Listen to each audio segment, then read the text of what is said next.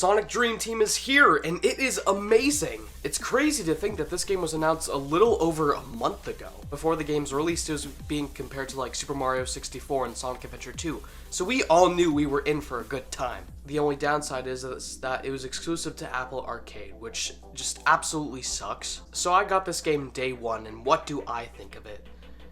Like I said at the beginning, it's amazing. 6 playable characters, 4 new all-amazing zones with 3 acts in each, and each of those acts has like 8 missions. For a mobile game, it is honestly super impressive, and I would love to see more mobile games like this. Not even Sonic ones, just more so like mobile games in general. The game also has fully voiced cutscenes, with some of them actually being fully animated too, and those look way better than Sonic Frontiers' cutscenes. Since I mentioned the cutscenes, let's go into the story first before I talk about the gameplay. So we start the game off with Eggman using Cream to access the power of the Reverie, an ancient artifact that grants the dreams and wishes of the user, I believe. Sonic and the gang go to stop Dr. Eggman, but it is already too late. All of his dreams have been recreated, and they are getting sucked into the Reverie. Sonic goes through the tutorial level of the game, and then we find out that all of his friends are kind of like in a dreamlike state, kind of like the cyberspace forms from Sonic Frontiers. So then Sonic sets out to save his friends and stop Dr. Eggman's evil plans. That's pretty much the gist of the story. Again, it's a mobile game, so you're not going to get a lot out of it. But for what's here, it is honestly pretty good.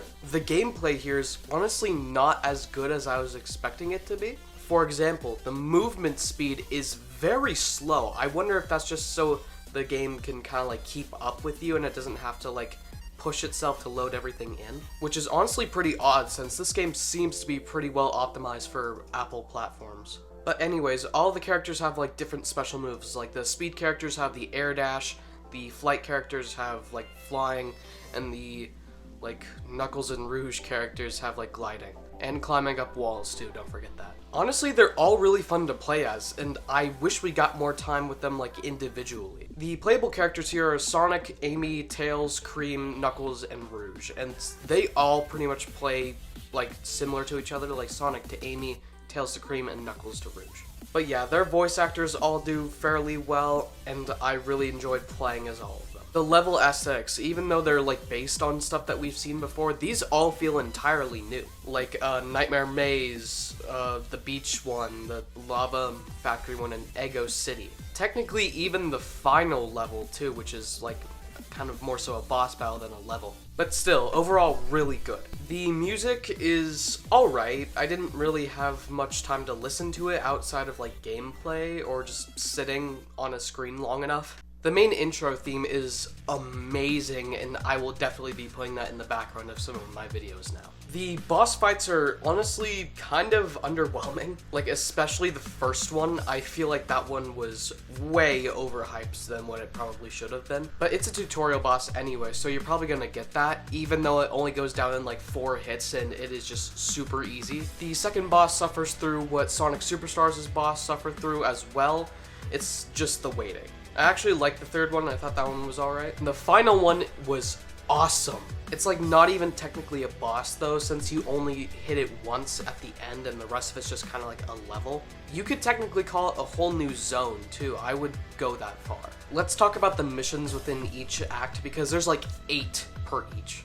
They could be something like reach each checkpoint before the time runs out, reach the end before the time runs out, collect the dream orb, or collect the dream shards. Which no, the dream shards do not have any sort of importance whatsoever besides getting you a dream orb. Speaking of which though, there are about 101 of those in the game, and I know I had gotten all of them because everything was like 8 out of 8, 1 out of 1, stuff like that. But the game was telling me that I didn't get all of them. In fact, it was the same with the red star rings too. And the only reason I know that is because of the statue area.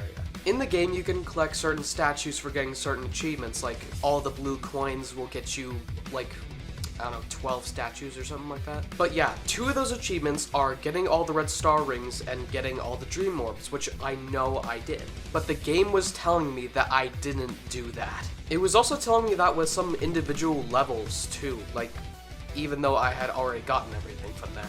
It's just very odd and something that definitely needs to be patched. But you can also get other statues from like completing Tails quests, which is basically like a weekly system that cycles out different missions from the game and gives you XP for it, which lands you some statues. Honestly, I don't know why these are here. They're not really original missions, nor are they like new areas, so there's really like no purpose beyond the statues.